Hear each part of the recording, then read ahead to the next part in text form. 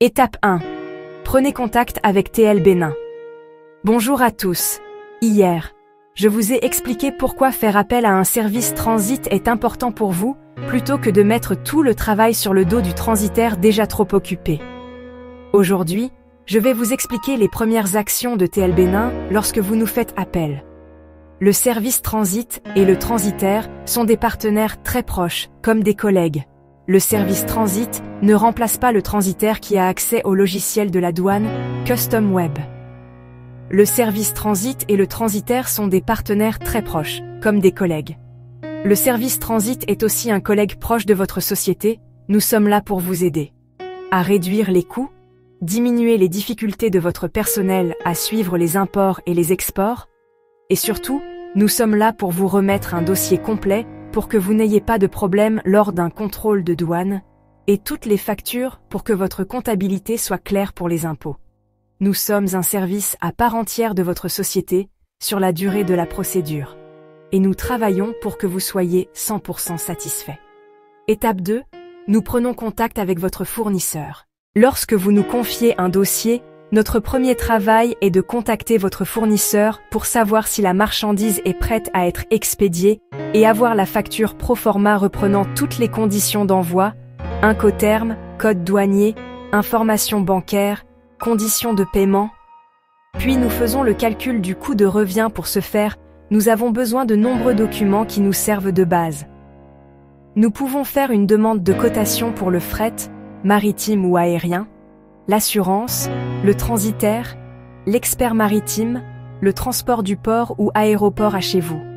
Nous demandons un minimum 3 pour chacun afin de choisir le meilleur.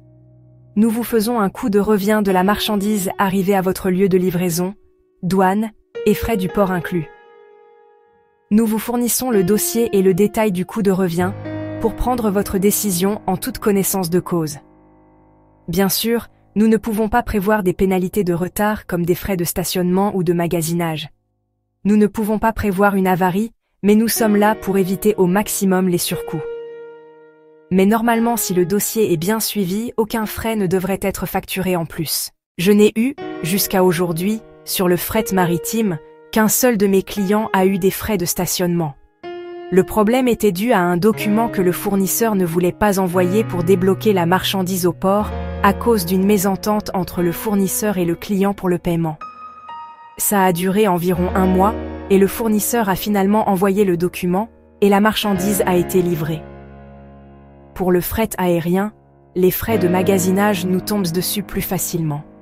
Nous n'avons que quelques jours pour avoir les documents et faire les formalités douanières avant que le vol n'atterrisse.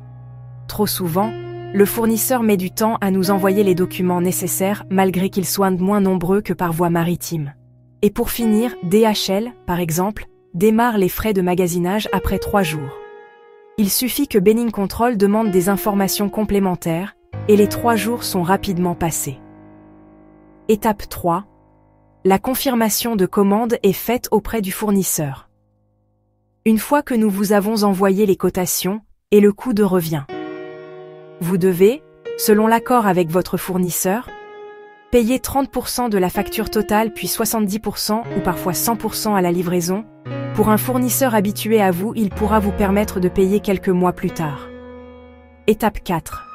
Voici la fin de notre travail numéro 1. Une fois que tout est réglé avec le fournisseur, nous prenons la main pour tout le reste.